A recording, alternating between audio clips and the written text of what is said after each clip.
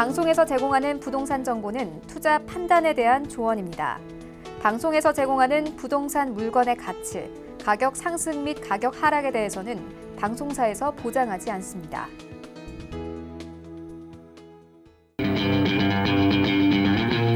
안녕하세요. 황금부동산 투자 황부자 진행의 강준입니다. 저금리 기조가 심화되면서 투자처를 찾지 못한 부동자금이 1,000조 원을 넘어섰습니다. 신종 코로나 바이러스 감염증 여파로 기준금리 인하가 확정이 되면서 부동자금은 당분간 계속 늘어날 전망이라고 하는데요. 이 금리 하락으로 결국에는 수익을 쫓아 부동자금이 부동산을 비롯한 자산 시장으로 유입될 것으로 전망이 된다고 하니까 관심 있게 지켜보시기 바라겠습니다. 그리고 저희 황부자 보시면서 궁금하시거나 상담 원하시는 분들은 전화 또는 문자 열려 있습니다. 02-3153-2600번, 013-3366-0110번으로 많은 연락 부탁드리겠습니다. 자, 그럼 오늘 순서 본격적으로 시작합니다.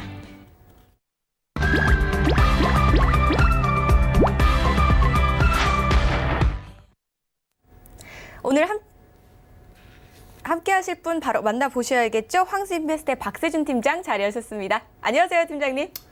네, 안녕하세요. 황스인베스트의 박세준입니다. 오늘 소개를 해드릴 곳이 바로 이 GTX A 노선으로 굉장히 핫한 지역이죠. 바로 이 은평구의 연신내역 주변과 이 소형주택에 대해서 한번 알아볼 텐데요. 잠시 후에 자세하게 만나보도록 하겠습니다. 네, 오늘도 다양한 지역이 준비되어 있다고 합니다. 첫 번째 지역 바로 만나보시죠. 서울시 은평구 연신내역 3호선과 6호선 더블 역세권입니다. 다세대 주택이고요. 전용 면적 약 29제곱미터, 시세는 2억 7천만 원에서 2억 8천만 원으로 형성되어 있습니다. 첫 번째 지역은요, 은평구 연신내로 한번 와봤습니다. 3호선과 6호선이 지나는 곳이죠. 더블 역세권, 연신내역 인근인데요. 이 연신내역 주변의 특징부터 한번 살펴보도록 하겠습니다. 네, 오늘 소개해드릴 곳은 바로 이 연신내역 주변입니다. 이 가련동이라고 하는 곳인데요. 재건축이라든지 재개발, 그리고 아나운서님께서 말씀을 해주셨다시피 더블 역세권인데 이 GTX A 노선까지 들어서게 되면서 바로 트리플 역세권이 되는 곳입니다. 한번 만나보도록 하겠습니다. 개요에 대해서 한번 짚어보겠습니다. 위치는 연신내역 바로 3호선과 6호선 더블 역세권입니다. 하지만 이 GTX A 노선이 들어가게 되면은 바로 트리플 역세권으로 변모를 하게 되는 지역입니다. 유형은 다세대 주택입니다. 3룸으로 되어 있고요. 면적은 전용 약 29제곱미터로 되어 있습니다. 많은 분들께서 아시겠지만 이 연신내역 주변에는 사실 대단지 아파트라든지 이런 것들이 굉장히 협소하고 없기 때문에 소형주택이라든지 이런 것들이 굉장히 활발하게 많이 신축이라든지 지어지고 있다라고 좀 설명을 드릴 수가 있겠고요. 시세는 현재 2억 7천에서 2억 8천만 원 정도를 보시면 될 것 같습니다. 이 주변에 연신내역 주변에 새로 생기는 이 투룸 정도가 2억 5,800에서 2억 7,800 정도. 그렇기 때문에 이 3룸 굉장히 낮은 금액으로 이 시세에 잘 형성이 되어 있다라고 좀 설명을 드릴 수가 있겠고요. 계속해서 지역 분석을 좀 알아보자면 위치 특성입니다. 인구는 약 48만 5천여 명이 되고요. 세대수는 20만 3천 세대, 서부권에 자리를 잡고 있습니다. 이 경기도 고양 및 파주와 굉장히 가깝고요. 그리고 이 주요 업무지구죠. 바로 마포, 용산, 여의도와 인접해 있다라고 좀 설명을 드릴 수 있겠습니다. 거기다 이 주변에는 노후된 소형주택 그리고 빌라 공급이 굉장히 많은 저평가 지역이다라고 좀 설명을 드릴 수가 있겠는데요. 저평가 지역이기 때문에 앞으로 이 개발되는 것들이 굉장히 많다라고 좀 설명을 드릴 수 있겠습니다.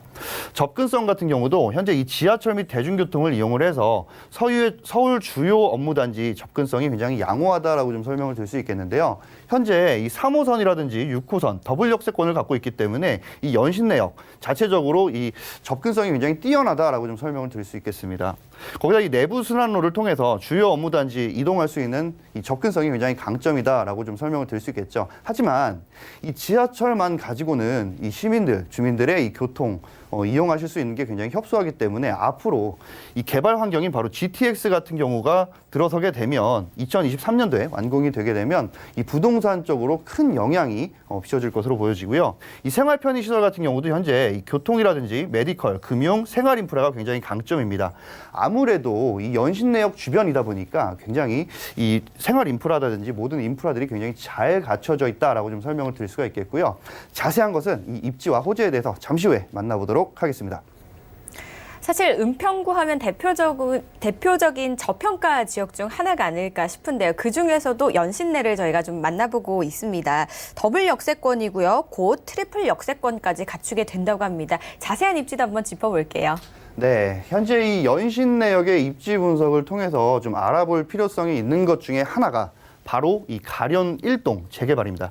가련 1구역 재개발로 인해서 많은 이주민들이 발생을 했다라고 좀 말씀을 드릴 수가 있겠는데요. 기존에는 뭐 불광동이라든지 이 대조 1구역 같은 경우도 이 재개발 때문에 이주민들이 많이 발생을 해서 투자하시는 분들이 어떻게 보면 좀 입가에 미소를 띠게 됐었습니다. 이유는 바로 이주민들이 많이 발생을 하고 주변의 공급률이 많이 저하가 되다 보니까 현재 이 공실 리스크라든지 이 부담이 많이 줄어들 것으로 예상이 되고요. 거기다 이 전세라든지 월세, 임대료가 많이 소폭 상승이 되었다라는 것을 알 수가 있습니다. 그렇기 때문에 현재 이 부동산 투자 입지 요건으로 굉장히 최적화된 곳이다라고 좀 설명을 드릴 수 있겠습니다. 은평구에 많은 지역이 있습니다. 하지만 이 GTX가 들어가는 이 연신내역 주변으로 해서 많은 분들께서 현재 투자 선정 지역으로 많이 선점을 하고 계시다라고 좀 설명을 드릴 수가 있겠고요. 거기다 이 연신내역에서는 뭐 3호선이라든지 6호선을 이용을 해서 뭐 고양시라든지 김포공항, DMC, 상암동, 마포, 홍대, 종로 등 다양하게 이 업무지구로 진출입을 하실 수가 있다라는 것을 봤을 때 이 교통도 굉장히 좋은 입지에 최적화가 되어 있다라고 좀 설명을 드릴 수가 있겠고, 앞으로 이 투자를 하시는 분들께서도 현재는 좀 소액으로 투자를 하실 수가 있지만 앞으로 가면 갈수록 좀 금액적으로 투자 금액이 많이 높아질 수 있을 거다라고 좀 설명을 드릴 수가 있겠습니다. 거기다 이 연신내역 같은 경우는 주변에 로데오 거리라는 곳이 있기 때문에 생활 인프라 역시 굉장히 잘 형성이 되어 있고요. 이 연신내역 주변에 바로 가련동 라인에는 초등학교라든지 중학교, 고등학교 등 학군이 굉장히 잘 형성이 되어 있기 때문에 이 소가족이라든지 이 신혼세대 많은 분들께서 이 연신내 쪽으로 주거 지역을 선정을 많이 하고 있다라고 좀 설명을 드릴 수가 있겠습니다.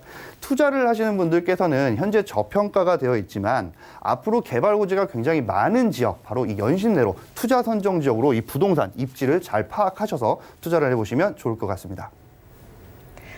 네, 이미 지나고 있는 이 3호선, 6호선도 충분히 서울 도심을 지나가고 있거든요. 그런데 거기에다가 GTX A 노선까지 들어오게 되면 강남 접근성을 또 갖추게 되는 건데요.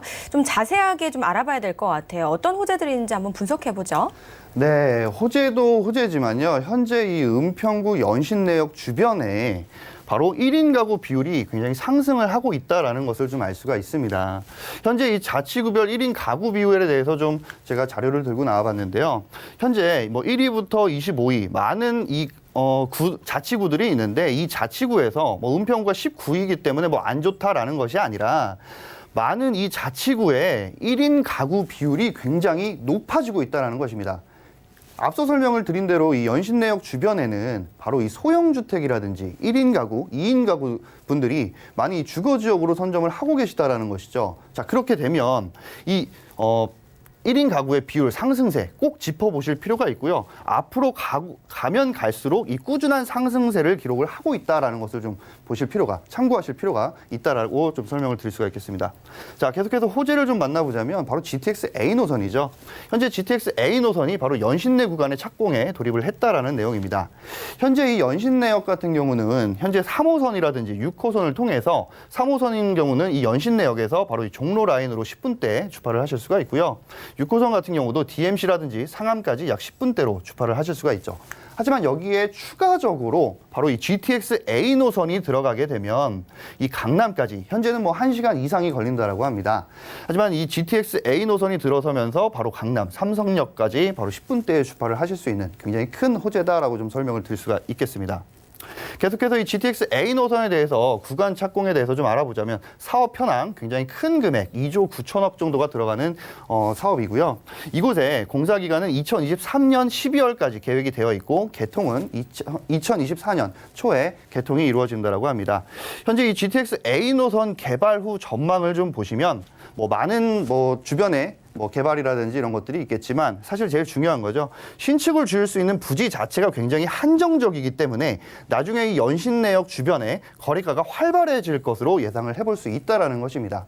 자, 많은 지역들이 현재 이 서울의 많은 주요 업무지구 주변들은 임대 금액이 굉장히 높습니다.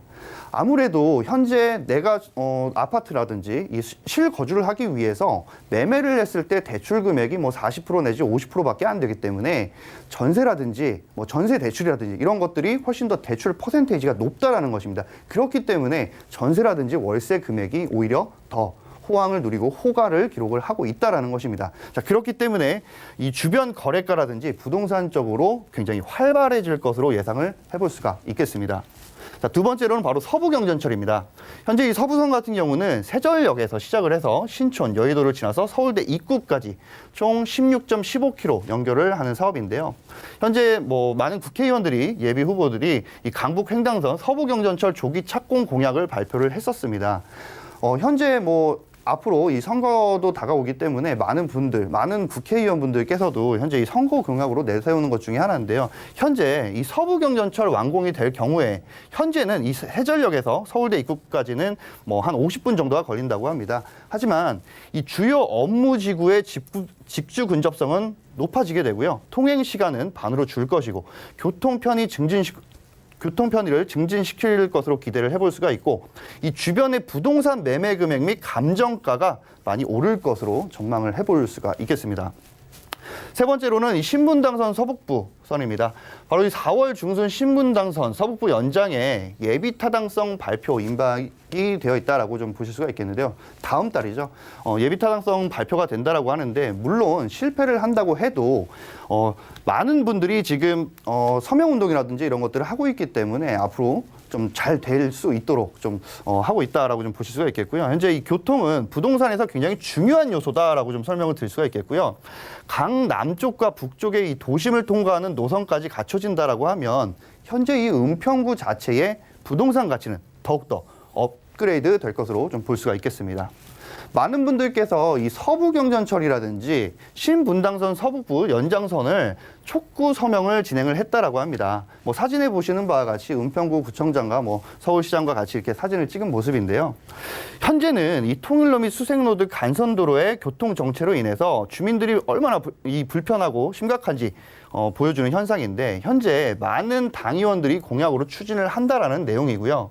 아무래도 많은 분들께서 현재 이렇게 서명운동을 하였습니다. 바로 이 은평구 주민은 48만 5천여 명이 되는데 이 중에 60% 이상이 많이 불편하기 때문에 서명운동을 했다라는 것은 정말 빠르게 이 착공이 이루어질 수 있다라는 것을 좀 봤을 때 이 부동산 요건으로 보았을 때도 충분히 투자 가치, 메리트가 있다라는 것을 좀 알 수가 있겠습니다. 자, 마지막으로 이 가련 1구역의 재개발 입니다. 바로 이 가련동, 연신내역에서 굉장히 가까운 위치입니다. 현재 이 연신내역에서 이 가련 1구역 라인까지는 뭐 7분에서 한 10분 정도면 충분히 가실 수 있고요.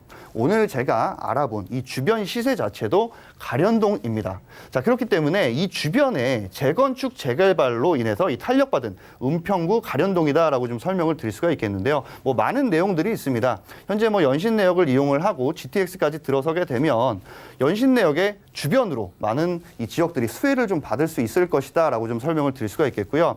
현재는 저평가가 되어 있기 때문에 낙후되었던 이 가련동의 새로운 모습과 생활의 질과 삶의 형태에 대해서 이 획기적으로 변화가 올 것으로 기대를 해볼 수가 있겠습니다. 현재 많은 이주민들이 발생을 하고 있기 때문에 투자하시는 분들께서는 임차인들을 걱정하실 필요가 없겠죠. 자, 그렇기 때문에 빠르게 선점을 하실 수 있는 것도 이 부동산 투자의 전략이다라고 설명을 드릴 수가 있겠고요. 한 가지 팁으로는 정부의 균형 발전 정책의 수혜, 바로 은평구 구시가지 재개발 호재 등 잇따른 호재, 굉장히 많은 호재들이 있기 때문에 인프라가 잘 구축되고 안심하고 투자할 수 있는 매력적인 지역으로 향후 시세 차익을 기대할 수 있다라는 것을 보았을 때 이 투자로 소액으로 투자를 해보실 분들께서는 꼭 선점을 하셔야 되는 지역이다라고 설명을 드릴 수가 있겠습니다. 네, 이야기를 들어보니까 트리플 역세권만 좀 예정이 되는 게 아니네요. 신분당선과 서부경천철까지 좀 살펴보시고요. 또 이 재정비 사업으로 주변 환경도 분명히 좀 좋아질 은평구입니다. 자, 이 은평구 부동산 체크포인트도 한번 짚어보시죠. 네, 많은 분들께서 투자를 하실 때 플랜을 짜시고 체크를 하셔야 될 포인트들이 굉장히 많다라고 설명을 드릴 수가 있겠는데요. 자, 첫 번째로는 이 유명 지역보단 유망 지역, 투자 지역으로 선정을 해보시길 바라겠습니다. 바로 현재는 저평가 지역이지만 앞으로 이 많은 교통 호재들 덕에 굉장히 이 네임밸류도 높아질 것이고 이 저평가 지역에서 이 투자 선정적으로 많이들 이 선택을 하고 계시다라고 좀 설명을 드릴 수 있겠고요. 두 번째로는 GTX A 노선과 최대한 가까운 곳으로 투자 지역을 설정을 해보시면 좋을 것 같습니다. GTX A 노선으로 인해서 은평구 전체가 많이 수혜를 받을 수 있을 것이라고 예상을 하실 수 있겠는데요. 하지만 연신내역 바로 주변부터가 가장 큰 수혜 지역으로 거듭날 수 있기 때문입니다. 세 번째로는 소액 투자, 중장기적 시세 차익을 기대를 할 수가 있겠는데요. 현재는 소액 투자가 가능합니다. 하지만 뭐 GTX가 들어오고 난 뒤에는 오히려 소액보다는 좀 더 많은 금액들이 들어갈 수 있다는 내용이고요. 마지막으로 엘리베이터라든지 주차장 등 임차인의 눈으로 투자 물건지를 꼭 설정을 해보시길 바라겠습니다. 주변에 앞서 제가 설명을 드렸다시피 주변에는 소형주택이라든지 굉장히 노후된 주택들이 많기 때문에 엘리베이터가 없는 건물들이 굉장히 많다라는 것인데요. 하지만 될 수 있으면 이 투자를 하시는 건물에 엘리베이터가 좀 잘 되어 있다라든지 아니면 주차 시설이 잘 되어 있다라든지 이런 것들을 좀 임차인의 눈으로 잘 보시고 투자를 진행해 보시면 좋을 것 같습니다. 저평가 지역의 미래 가치를 좀 잘 파악해 보시면 좋을 것 같습니다. 저희 연신내 좀 살펴보고 있는데요. 시세 분석도 바로 해볼게요. 네. 주변에 이 은평구 연신내역 바로 주변에 투룸들이 요즘 많이 지어지고 있다라고 합니다. 이 투룸 소형 주택들이 많이 지어진다라는 것인데 이 소형 주택의 금액이 2억 5천대를 벌써 넘어섰다고 합니다. 하지만 오늘 제가 이 소형 3룸 다세대 주택을 들고 나온 만큼 이 시세 자체를 좀 보자면 좀 보수적으로 잡자면 약 2억 7천에서 2억 8천 정도를 보실 수가 있겠고요. 전세했을 때 임대 금액 2억 6천에서 2억 7천. 아무래도 이주민들이 많이 발생을 하고 기타 다른 이 주변 동이라든지 서울시 주변 지역의 임대 금액이 많이 높아지면서 이 저평가 지역으로 많이 이 인구 유입이 많이 됐다라고 좀 설명을 드릴 수가 있겠는데요. 그렇기 때문에 임대 금액 2억 6천에서 2억 7천. 그렇기 때문에 실투자 금액 굉장히 소액이죠. 1,000만 원으로 투자를 하실 수가 있습니다. 자, 월세를 했을 경우에는 보증금 약 2천에서 월 80, 그리고 대출 금액 1억 3천에서 1억 3,500. 그렇기 때문에 실투자 금액은 1억 2천에서 1억 2,500만 원을 보시면 될 것 같습니다. 네, 계속해서 인구 유입이 이루어지고 있는 연신내 살펴보셨는데요. 더 궁금하신 점은 02-3153-2600번, 013-3366-0110번 많은 연락 주시기 바랄게요. 다음 지역 바로 살펴봅니다. 서울시 양천구 신월동 2호선 신정내거리역 인근에 위치한 아파트입니다. 전용 면적은 약 53제곱미터, 시세는 4억 2천만 원에서 4억 3천만 원으로 형성되어 있습니다. 이번에는 저희 양천구로 와볼게요. 2호선 신정내거리역 역세권에 위치한 아파트라고 하는데요. 지역 분석부터 바로 해볼까요? 네, 두 번째 매물 바로 이 양천구 신월동 아파트에 대해서 짚어보도록 하겠습니다. 개요에 대해서 만나보겠습니다. 위치는 서울시 양천구 신월동에 위치를 하고 있고요. 신정내거리역 주변에 이 아파트다라고 좀 설명을 드릴 수 있겠습니다. 유형은 아파트 3룸에 이 방 3개, 화장실 2개짜리 아파트에 대해서 좀 알아보았고요. 면적은 전용 약 53제곱미터, 평형으로 따지면 한 26평형 정도 된다라고 좀 보실 수가 있겠고요. 시세는 약 4억 2천에서 4억 3천만 원 정도를 보시면 될 것 같습니다. 계속해서 지역 분석을 좀 보자면 위치 특성으로는 인구는 약 12만 2천여 명, 세대수는 5만 2천 세대, 세대당 인구는 약 2.4명, 좀 소가족 분들이 많이 계시다라고 좀 설명을 드릴 수가 있겠고요. 이곳에는 현재 신정 뉴타운 등 많은 재건축 사업으로 그리고 뭐 빌라라든지 이런 것들, 주택 재건축도 굉장히 많다라고 좀 설명을 드릴 수가 있겠고요. 이곳에 집값 상승 선도 지역으로 해당이 되었고 현재 평당 약 3천만 원이 호가하는 2,964만 원을 기록을 했다라는 것입니다. 자, 인근 지역 목동을 비롯해서 많은 아파트 가격이 실투자 대비 매가가 많이 상승될 전망으로 보여지고요. 접근성 같은 경우도 이 지하철 2호선 바로 신정 내거리역을 가깝기 때문에 주변 이 마곡이라든지 뭐 이런 주요 업무직으로 편히 가실 수가 있다라는 것을 좀 설명을 드릴 수가 있겠고요. 생활 편의 시설은 현재는 비교적 좀 낮은 생활 인프라인데요. 아무래도 이 신정 뉴타운이 들어서고 주변에 상권이 활성화가 되면서 이후에 좀 많은 상권 변화가 좀 있을 것으로 전망을 해볼 수가 있겠습니다.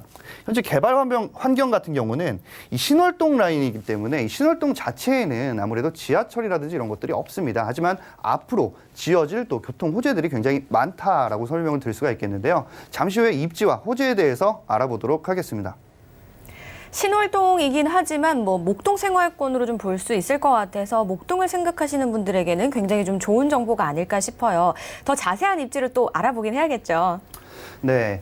현재 이 양천구 신월동에는 이 지도에 보시는 바와 같이 화곡동이라든지 신정동 그리고 이 목동 라인이 있는데 이 주변에 특히 목동 쪽에서 임대 금액이 많이 올랐다라고 합니다. 그렇기 때문에 밑으로 좀 많이 내려오는 임차인들이 있다라고 설명을 드릴 수가 있겠고요. 오늘 소개해드리는 곳은 바로 이 신월동입니다. 자, 이 신월동 같은 경우는 현재 신정 내거리역과 이 신정역이 굉장히 가깝다라고 좀 보실 수가 있겠는데요. 물론 이 신정 내거리역 바로 앞에는 신정 재정비 촉진지구가 있습니다. 이 신정 재정비 촉진지구가 이 분양가가 5억 선을 했다라고 하죠. 하지만 지금 호가는 벌써 9억이 넘었다라고 합니다.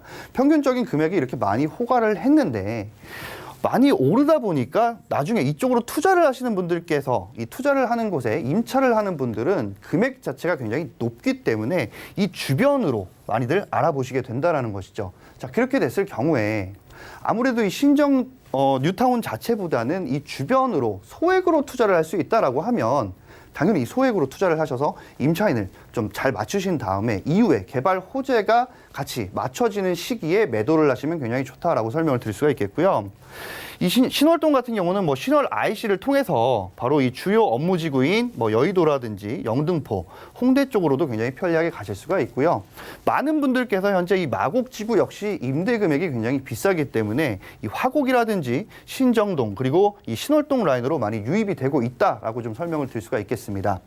자, 더불어 이 주변의 생활 인프라 같은 경우는 앞서 설명드린 대로 좀 협소하긴 합니다. 하지만 이 재정비 촉진지구 신정 뉴타운이 내년 내후년쯤에는 거의 대부분 입주가 완료가 됩니다. 그렇기 때문에 이 주변 자체의 상권이 굉장히 큰 변화가 있을 것으로 예상을 해볼 수가 있겠고요. 생활 인프라라든지 많은 기업이라든지 많은 이 부동산 쪽으로 건물들이 늘어서게 되면 생활 인프라가 굉장히 향상이 되기 때문에 이 신월동 라인으로 해서 현재 이 소형주택이라든지 빌라 등 많은 것들이 재건축이 되면 이 매매 금액 역시 좀 많이 오를 것으로 예상을 해볼 수가 있겠습니다. 자, 이 매매 금액이 오르는데 어떤 도움이 되는지 잠시 호재에 대해서 만나보도록 하겠습니다. 굉장히 다양한 입지적인 장점을 가지고 있는 것 같아요. 그런데 입지만 장점이 아닐 거라고 생각을 합니다. 호재에는 좀 어떤 것들이 있을까요? 네, 앞서 설명을 드린 대로 이 신월동에는 지하철이 없습니다. 신정 내거리역 같은 경우도 당연히 신정동 자체에 해당이 되기 때문에 이 신월동에 어떤 것들이 생기는지 좀 알아볼 필요성이 있겠는데요. 바로 첫 번째로 경전철 목동선입니다. 현재 이 경전철 목동선이 처음에 시작이 되었을 때는 바로 이 제2차 서울시 교통철도망 구축 계획을 통해서 지역 균형 발전 촉진을 위해서 신설이 되었었는데요. 2019년 2월에 사업이 확정이 됐고요. 2021년도에 착공이 된다라고 합니다. 자, 2021년도에 착공이 되게 되면 향후 한 5년 정도의 공사가 이루어져서 개통이 된다라고 하는데요. 요즘 투자하시는 분들이 잘 아시고 계시는 이 단기 임대 사업자와 이 장기 임대 사업자를 잘 활용을 하셔서 경전철의 목동선이 완공이 되고 개통이 되는 시기, 개통이 된 이후에 매매를 하시면 이 매매 금액 자체를 좀 매매 금액 자체를 좀 호가를 기록을 해서 재미있게 이렇게 투자를 해보실 수 있지 않을까라고 좀 설명을 드릴 수가 있겠고요. 현재 이 신월동은 목동선이 되게 되면 지하철 교통이 개선이 당연히 되고요. 마곡의 직주 근접성 그리고 목동 대형 학원가 등 이용을 좀 잘 하실 수가 있다라고 보실 수가 있겠고요. 두 번째로는 이 원종 홍대선입니다. 바로 이 부천의 원종동에서 시작을 해서 신월동을 거쳐서 강서구청 그리고 디지털 미디어 시티 그리고 이 홍대 입구까지 이어지게 되는 건데요. 현재 이 노선 같은 경우는 이 차량 기지 이전 문제로 굉장히 많은 이 착오가 있었죠. 하지만 결과적으로 많은 이 국회의원들이라든지 국토부에서 결정이 되고 진행이 되고 있는 방안으로는 바로 이 전용 차량 기지를 건설을 한다라는 것입니다. 추가적으로 급행 노선까지 추진을 하고 있다라고 하니까요. 지어지게 되면은 이 주변의 부동산 매가 그리고 지가적으로 굉장히 높게 형성이 될 것으로 예상을 해볼 수가 있겠습니다. 자, 거기다 이 사업 효과로 보면 부천의 격자형 지하철도망의 완성 그리고 서울의 각 지역의 접근성이 좀 더 향상이 될 것으로 보여집니다. 세 번째로는 이 경인고속도로 지하 사업입니다. 현재 이 신월 IC에서 인천에서 신월 IC 그리고 신월 IC에서 뭐 여의도까지 이어지는 이 라인인데요. 이곳에 도로 개량 공사 그리고 지하 도로 사업 공사비 굉장히 많은 금액 7,500억 정도가 들어간다고 합니다. 자, 이곳에 2018년 5월 달에는 벌써 인천대로 진출입로가 9곳이나 개통이 되었고요. 지난해 6월 기본 및 실시 설계 용역 착수 올 12월에 완료가 될 예정이라고 합니다. 자, 2023년에 준공을 해서 2025년도에 개통을 한다라고 하니까요. 얼마 남지 않은 교통개발 호재다라고 설명을 드릴 수가 있겠고요.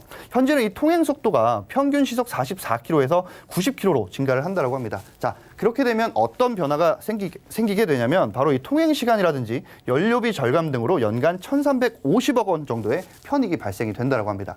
현재는 8차선의 도로인데요. 지하 6차선과 지상 6차선으로 해서 12차선으로 늘어나게 되면은 교통체증도 완화가 되고 이 주변으로 해서 많은 사람들이 이용을 잘 하게 될 수가 있다라는 것이고요. 자, 네 번째로는 이 신월 IC에서 끝이 아니고 바로 이 여의도의 지하 사업을 통해서 신월동 라인에서 바로 이 여의도까지 직주 근접성이 굉장히 높아진다는 것을 알 수가 있겠죠. 현재 2015년 말 신월 IC부터 여의도까지 7.53km 길이의 이 서울 제물포 터널 공사가 시작이 됐었고요. 제물포 터널 개통 시기는 2021년 4월이라고 합니다. 자, 이후에 신월 IC부터 이 목동 운동장까지 약 4.1km 되는 구간에 국회대로 지하차도가 공사가 시작이 된다라고 합니다. 자, 그렇게 됐을 경우에 주변 지역의 임대 금액이 굉장히 높기 때문에 많은 인구들이 유입이 될 수 있을 것으로 좀 볼 수가 있겠고요. 거기다 오늘 설명을 드린 곳은 아파트이기 때문에 되도록이면 이 가족 단위가 굉장히 많이 유입이 될 것으로 볼 수가 있겠습니다. 자, 지하차도 위에는 서울광장의 8배 크기의 공원이 생성이 된다라고 하니까요. 근린공원이라든지 주거 시설에 이 도움이 되는 시설들이 많이 늘어날 것으로 볼 수가 있겠습니다. 자, 마지막으로 도시첨단 물류복합단지입니다. 현재 이 서부 T&D 신규 사업이다라고 해서 이 소재지는 바로 신정로 167번지에 들어가게 되는데요. 자, 이곳에 어떤 것들이 시설이 계획이 있는지 좀 알아보자면 바로 이 물류창고라든지 문화집회, 쇼핑몰, 오피스텔, 아파트 등 많은 이 건물들이 들어선다라고 합니다. 현재 이 사업 같은 경우는 이 사업을 시행을 하고 있는 곳은 이 자기 자산의 가치, 자산의 부동산을 굉장히 높게 형성을 하는 기업 중에 하나인데요. 현재 이곳은 대형 할인마트 서부트럭 터미널 복합 물류센터 개발로 인해서 많은 일자리 창출이 된다고 합니다. 자, 그렇게 되면 주변의 오피스텔이라든지 아파트 등 가족 단위로 해서 이 주거를 할 수 있는 분들께서 임차를 하기 위해서 많은 분들이 유입이 될 수 있다는 것을 꼭 참고하시면 좋을 것 같고요. 추가적으로 이 도시첨단 물류단지의 자산 가치는 현재 2조 원에서 5조 원으로 상승될 것으로 많은 금융권에서 예상을 하고 있다는 것을 보았을 때 이 주변에 많은 건물값이라든지 부동산 가격 자체들이 많이 오를 것으로 예상을 할 수가 있겠습니다. 자, 이 호재까지 좀 만나보셨는데요. 이 호재를 좀 잘 보셨다가 참고하셔서 투자를 하시면 좋을 것 같습니다. 이 지역 자체에서 단연 꼽을 수 있는 장점이 목동도 있겠지만 아무래도 직주 근접이 아닐까 싶어요. 그런데 이 호재가 이루어진다면 출퇴근 시간이 더욱더 단축이 되지 않을까 또 예상을 좀 해볼 수 있겠습니다. 신월동 역시 또 체크포인트 짚어봐야겠죠? 네, 이 많은 분들께서 이 체크 포인트 잘 짚어보시는데 많은 분들께서 뭐 투자 금액이 좀 많이 있으신 분들께서는 뭐 강남이라든지 여의도라든지 용산이라든지 뭐 기타 등등의 좀 프리미엄 도시들에 많이 투자를 하고 계시는데요. 하지만 이 투자를 하실 때 좀 소액으로 투자를 하셔서 어느 정도 좀 재미를 볼 수 있다라고 좀 설명을 드리자면 바로 이 유명 지역보단 유망 지역으로 좀 알아보시면 좋을 것 같습니다. 자, 두 번째로는 뉴타운의 신정 뉴타운의 인근 비교적 매매 가격이 좀 저렴한 곳으로 좀 보시면 좋을 것 같고요. 신정 뉴타운이 많이 올랐습니다. 그렇기 때문에 풍선 효과로 인해서 이 주변 자체도 금액적으로 좀 많이 오를 것을 기대해 볼 수가 있기 때문이고요.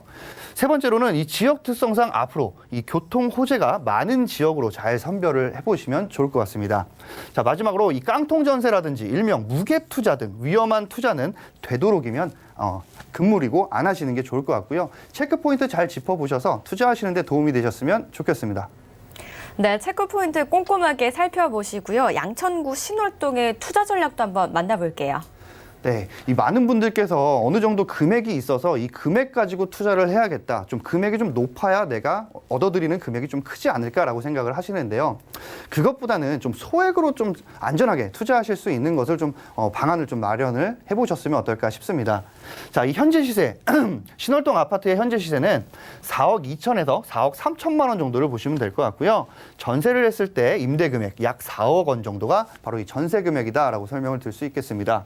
자, 그렇기 때문에 실투자금 2천에서 3천만 원으로 바로 이 신월동 아파트의 전세를 투자를 하실 수가 있다라고 설명을 드릴 수가 있겠고요. 월세를 했을 경우에는 보증금 약 5천에 월 80만 원, 대출 금액은 약 2억 1천에서 2억 1,500만 원, 그렇기 때문에 실투자 금액은 약 1억 6천에서 1억 6,500만 원을 보시면 될 것 같습니다. 네, 저희 연신내와 신월동 정보 만나보셨는데요. 더 궁금하신 부분은요. 주점하시고 02-3153-2600번, 013-3366-0110번으로 많이 연락 주시기 바랄게요. 좋은 말씀 주신 팀장님, 여기서 보내드리겠습니다. 네, 오늘 살펴본 지역 정보 다시 한번 만나보시죠.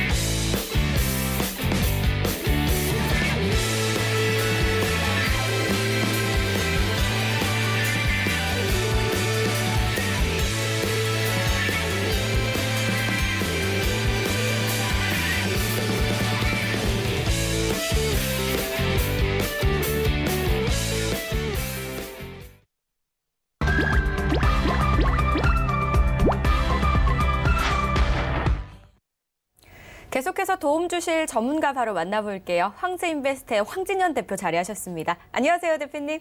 네, 안녕하세요. 황지현입니다. 네, 인사 말씀 들어볼까요? 네, 반갑습니다. 황지현입니다. 오늘도 한 주간에 있었던 부동산의 소식들 좀 모아서 알아보는 시간들 가져보도록 하겠습니다. 오늘도 힘이 되는 정보 드리겠습니다. 네, 오늘 강의도 좀 기대가 되는데요. 사실 요즘 시간이 갈수록 점점 부동산 규제가 또 심해지고 있고 최근 들어서는 9억 원이 넘는 아파트 또는 조정 대상 지역의 아파트에 따라서 자금 조달 계획서를 제출하라 뭐 이런 절차가 좀 생겼거든요.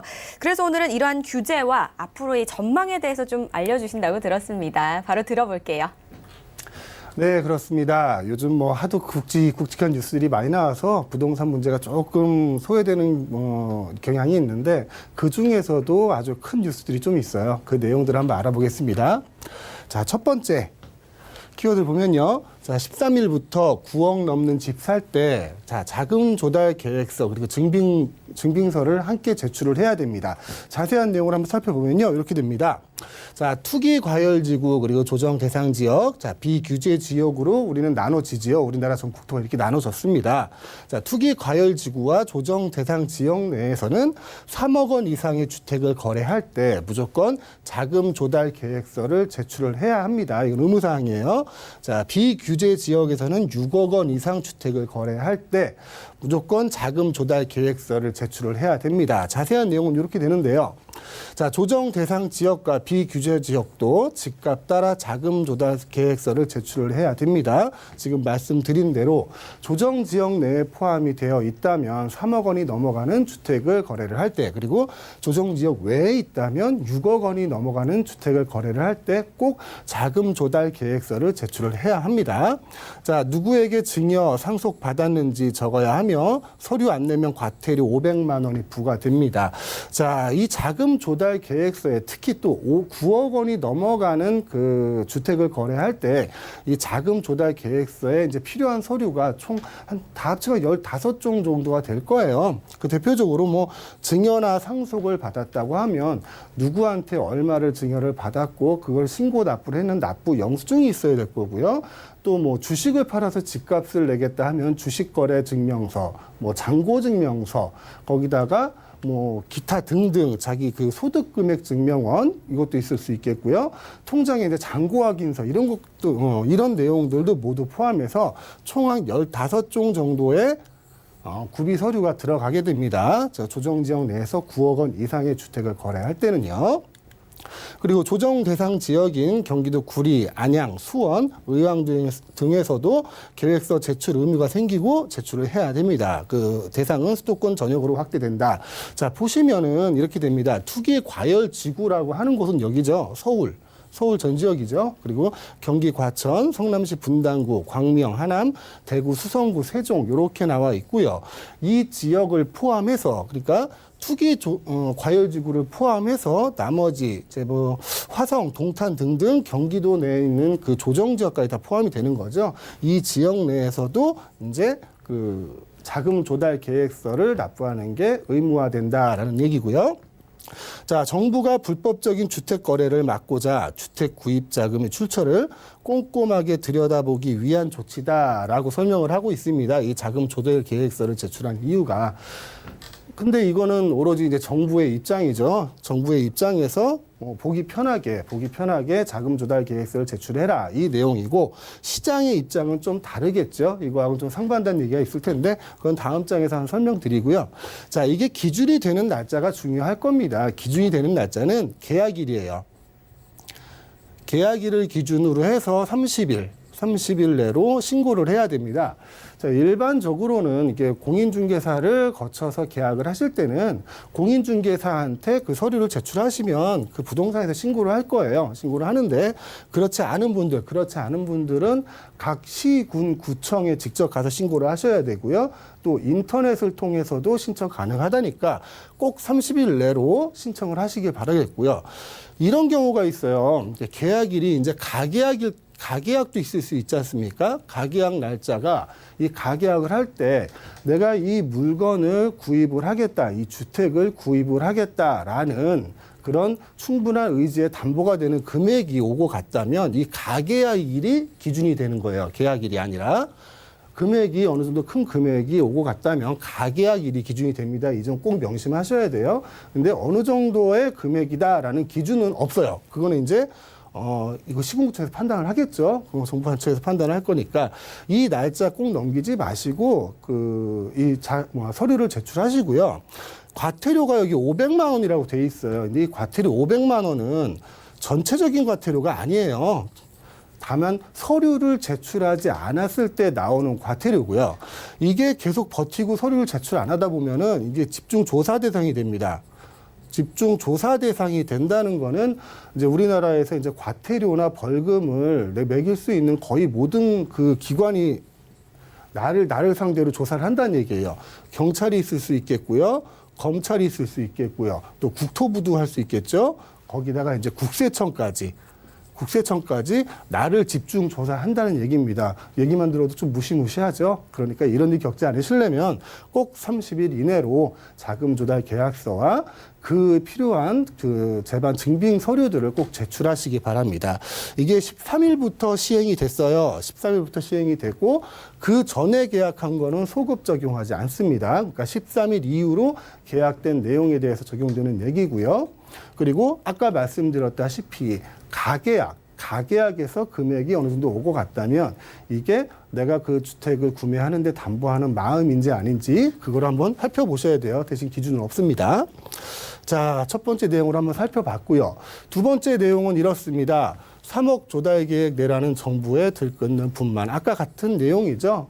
내용을 보시면 자, 부동산 거래 신고 등에 관한 법률이라고 있어요. 그러니까 부동산 거래 신고 등에 관한 법률 중에 주택 구입에 관한 출처 강화를 위한 규정이 바뀐 거거든요. 그게 바뀌어서 지금 3억 원이 넘어가는 집을 구입을 할 때는 자금 조달 계획서를 내라 이 얘기고요. 사실상 주택 거래 허가제 정책은 명백히 사회주의적 발상이다라고 시장을 얘기를 하고 있습니다.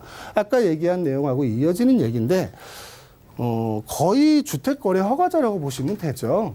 사실상 이게 부동산은 물리적으로 총량이 정해져 있잖아요. 특히 토지 같은 경우는 물론 뭐 간척 사업 등을 통해서 좀 늘어나긴 하지만 그게 우리한테 크게 경제적으로 와닿는 부분은 아니니까요.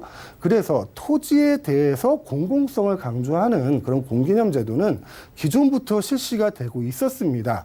예를 들면은 뭐 도로를 개설을 하는데 그 안에 뭐 개인 땅이 있으면 수용하잖아요. 강제 수용하죠. 그리고 뭐 대규모 택지 개발을 합니다. 신도시 계획 같은 게 발표돼서 그 택지 안에 있는 그 토지들도 전부 다 강제 수용을 하잖아요.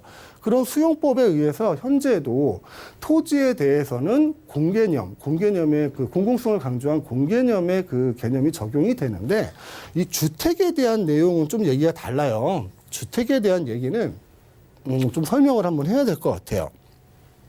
자, 우리나라 같은 경우는 삼면이 바다고요. 삼면이 바다고 또 육지의 70%가 임야로 되어 있습니다. 그래서 사람이 살기에 임야에 살기 좀 불편하겠죠. 그래서 나머지 30%에 대해서 다 모여 살고 있는 거거든요. 그 30%에 대해서 사람이 다 모여 사는 것도 아니고 그중에 평야도 있을 거고 논도 있을 거고 그러다 보니까 지역마다 도시가 만들어지기 시작합니다. 사람들이 모이기 시작하는. 예를 들어 이제 서울을 한번 예를 들어 볼게요. 서울 지역에서 70년대만 하더라도 1층짜리, 2층짜리 단독주택이 유행이었어요. 단독주택만 가지고도 사람들이 충분히 살 수 있었거든요. 근데 단독주택들이 모여서 인구가 모이다 보니까 여기에 관공서도 들어가고 또 뭐 일자리도 생기고 일자리가 생기다 보니까 사람들이 또 들어오고 자, 건물에 대해서는 물리적인 총량이 아니라 경제적인 총량은 늘릴 수 있거든요. 이 1, 2층짜리 단독주택을 5층짜리를 짓고 10층짜리를 집니다. 이게 80년대 시작된 아파트 개발 붐이에요. 그래서 경제적인 총량을 늘려가게 되는 겁니다. 서울에서. 그렇게 또 늘려가다 보니까 사람들이 또 들어와요. 일자리가 또 모이고. 그래서 이제 초고층으로 또 올리고 하다 보니 실질적으로 수요자보다 공급이 못 따라가는 상황들이 계속 생기는 거죠. 그러다 보니까 집값이 계속 상승하게 된 건데 그 집값을 잡기 위해서 지금 아까 말씀드린 그 자금 조달 계획서를 포함해서 현 정부 들어서만 지금 19번의 부동산 규제책이 나왔잖아요. 근데 그 개인의 주택을 내가 아파트를 한 채, 두 채 가지고 있다 그래서 서울 시민 10,000명이 뭐 불편함을 겪는다? 그런 건 아니잖아요.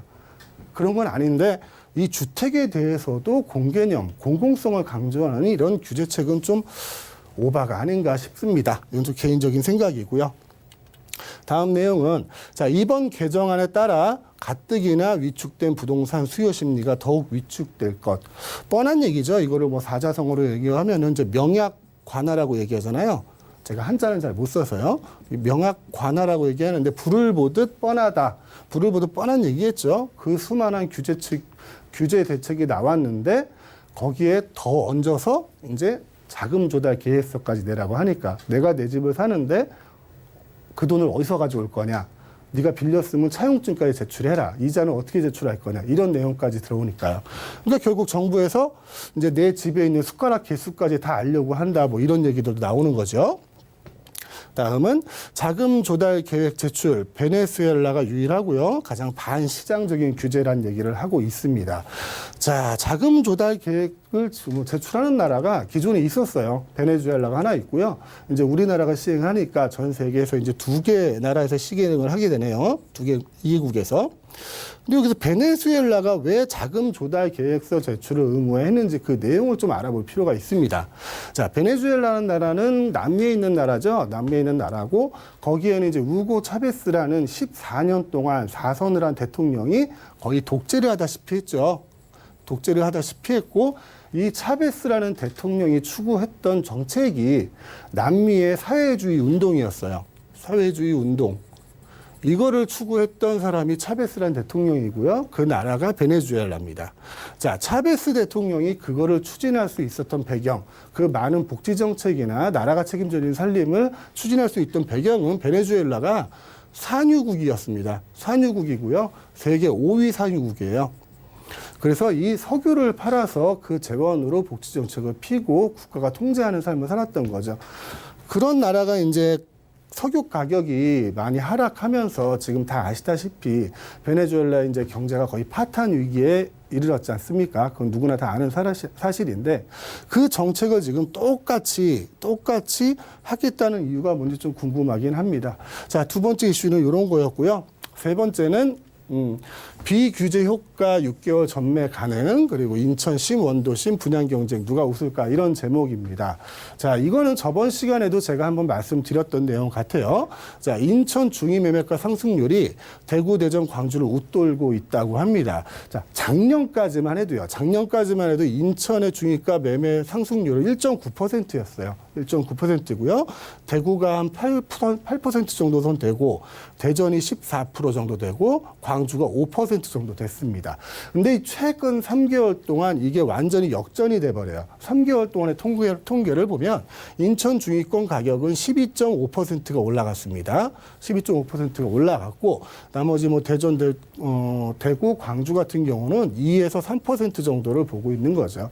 그런 효과가 왜 나타나느냐를 한번 살펴봤더니 이런 교통 호재가 있었던 거예요. 첫째는 여기서 나오는 비규제 효과죠. 인천은 조정 지역이 아닌 수도권이기 때문에, 그리고 거기에 이제 GTX B 노선을 비롯하여 올해 인천 지역에 이제 그 개통되는 철도만 3가지입니다. 첫째가 인천 지하철 1호선. 인천 지하철 1호선이 연장선이 개통이 되고요. 두 번째는 지하철 7호선이죠. 서울 지하철 7호선이 개통이 됩니다. 그리고 세 번째는 수인선 3단계. 수인선 3단계의 개통이 돼요. 이런 교통 호재에 비규제까지 규제를 받지 않는 그 비규제 지역이라는 그 효과까지 보게 돼서 인천이 지금 집값이 많이 올라가고 있는 거죠. 자, 13일 인천 원도심 분양 시작을 합니다. 특장점 좀 다르긴 한데 몇 가지 단지가 있어요. 올해 5월까지 인천에서만 지금 분양되는 게 18,000가구 정도가 된다니까 이런 정보들 한번 살펴보시고요. 인천 주택시장의 반응은 무엇보다 고강도 규제를 받지 않는다는 게 주요하다. 자, 인천에서 만약에 아파트를 분양을 받으신다면 6개월이 지나면 분양권 전매가 가능합니다. 또 거기다 비규제 지역이다 보니 양도세 중과에서도 빠지겠죠. 그리고 또 비규제 지역이다 보니 대출 규제에서도 한층 더 완화되는 내용을 보실 수 있을 겁니다. 제가 누차 말씀드렸던 얘기가 있어요. 남들이 다 보는 곳을 같이 투자를 하게 되면 거기에 다른 사람들의 기대 수익까지 포함해서 내가 투자를 하게 되는 거예요. 그러다 보면 이제 내 투자금은 더 많아지게 되는 거죠. 투자금이 많아진다는 거는 내 수익률이 줄어들 확률이 점점 커진다는 거고, 투자에 대한 위험도 커진다는 겁니다. 제가 몇 번을 말씀드렸는데 살짝만 돌려보시면, 고개를 살짝 돌려보시면 그 사람들이 보는 그 옆에 옥석과 같은 그런 그 황금과 같은 물건들이 있거든요. 그런 지역들을 제가 계속 설명을 드리고 있는 겁니다. 그래서 인천 지역을 한 2, 3주에 대해서 좀 설명을 드린다는 거고요. 지금은 부동산 투자를 한다는 게 예전에는 내가 보유하고 있으면 됐어요. 보유하고 있으면 시간이 지나면 금액이 올라가는 그런 차익형 투자가 많이 성행을 했고, 그게 맞는 방법이었다면 지금은 부동산을 보유하는데도 능력이 필요합니다.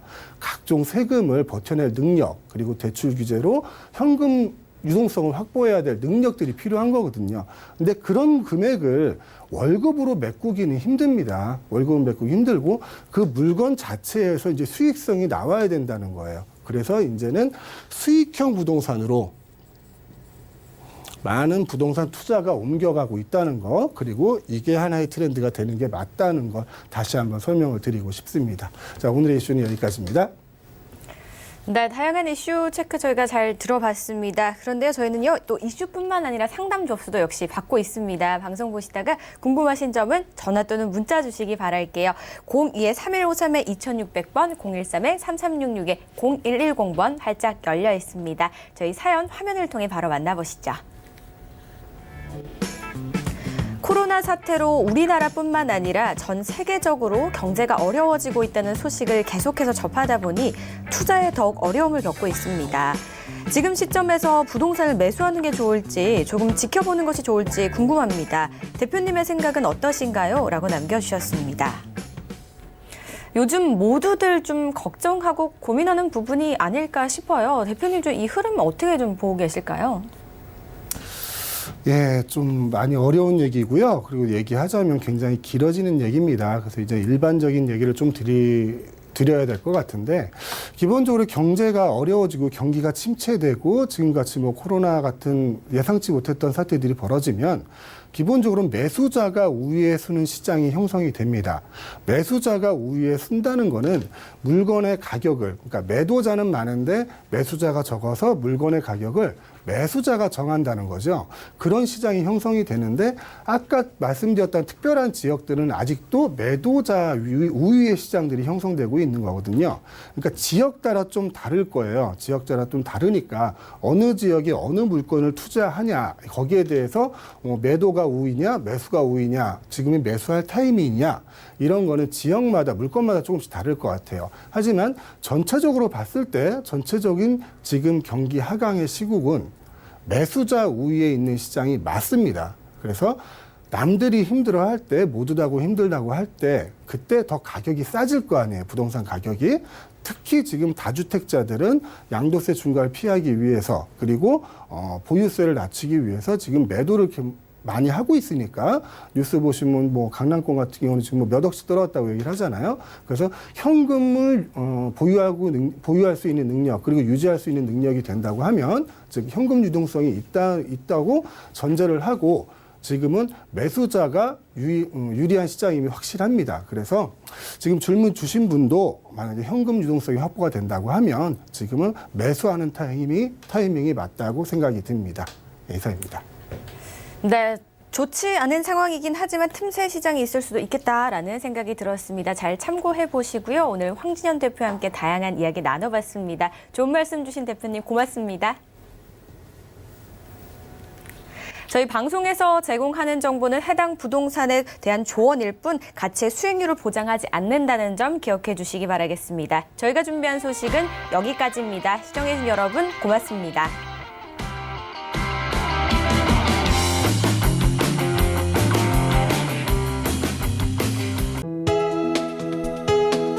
본 방송에서 제공하는 부동산 정보는 투자 판단에 대한 조언입니다. 방송에서 제공하는 부동산 물건의 가치, 가격 상승 및 가격 하락에 대해서는 방송사에서 보장하지 않습니다.